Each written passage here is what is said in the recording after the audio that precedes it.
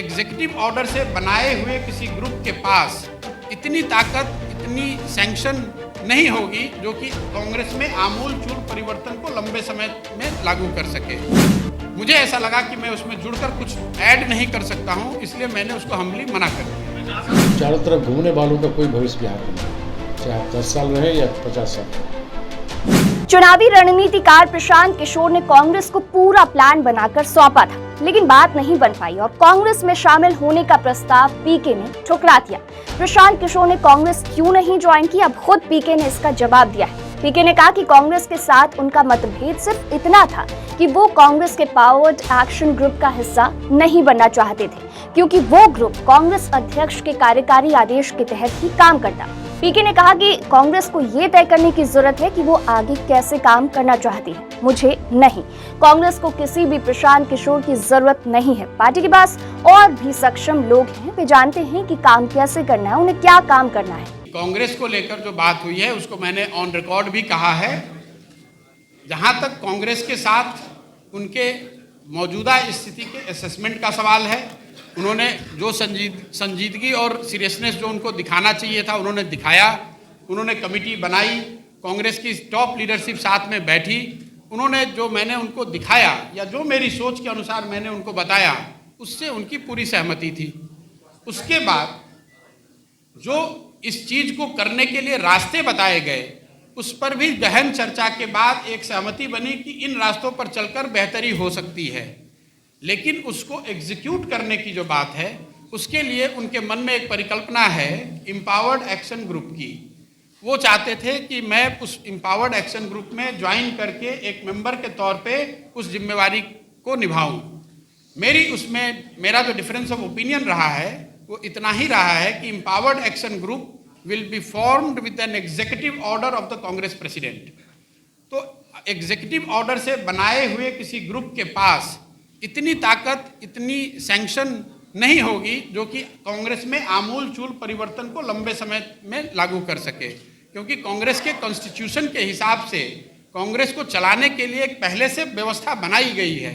उसमें अगर आप कोई बाहर से ग्रुप बना देंगे और उसको अगर कॉन्स्टिट्यूशनल कांग्रेस के कॉन्स्टिट्यूशन के हिसाब से पूरा सैंक्शन नहीं होगा तो आगे के काम करने में विरोधाभास हो सकता है और वो चीज़ काउंटर प्रोडक्टिव हो सकती है। मैं उनका शुक्रगुजार हूं कि उन्होंने मुझे बुलाया, मैं उनका शुक्रगुजार हूं कि उन्होंने मेरी बात में कुछ सही बातें पाई, लेकिन मुझे ऐसा लगा कि मैं उसमें जुड़कर कुछ ऐड नहीं कर सकता हूं, इसलिए मैंने उसको हम्बली मना कर दिया।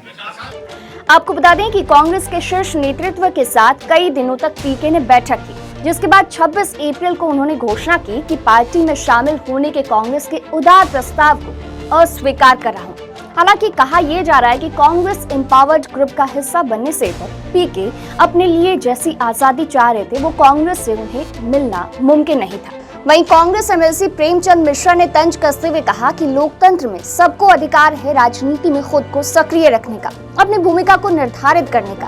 प्रशांत किशोर जनता की समस्याओं को लेकर संघर्ष करें। अलग अलग राजनीतिक पार्टियों का प्रचार करने वाले के पास अपना कोई सिद्धांत नहीं होता, पहले अपने सिद्धांत को निर्धारित करना होगा। चारों तरफ घूमने वाले को बिहार में कोई भविष्य नहीं है, चाहे 10 साल रहे या 15 साल रहे। हर व्यक्ति को इस बात की स्वतंत्रता है कि राजनीतिक तौर पे अपने आप को सक्रिय रखे, अपनी भूमिका का निर्धारण करे।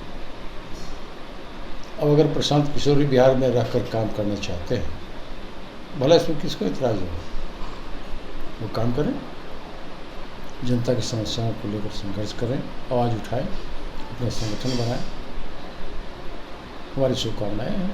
और उस व्यक्ति को जो बिहार में काम करना चाहता है, किसी को कोई परेशानी नहीं उनके सक्रिय होने से।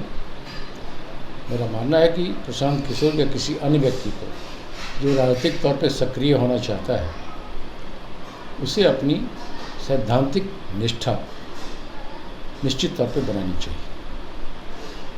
जो लोग लगातार विभिन्न पार्टियों के लिए काम करते रहे, विभिन्न पार्टियों की विचारधारा का प्रचार प्रसार करते रहे, उन लोगों के लिए और भी आवश्यक है कि वो अपनी निष्ठा कहीं न कहीं किसी सिद्धांत के प्रति स्थिर करें।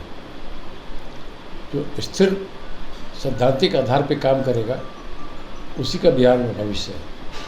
चारों तरफ घूमने वालों का कोई भविष्य बिहार में नहीं, चाहे आप 10 साल रहें या 50 साल।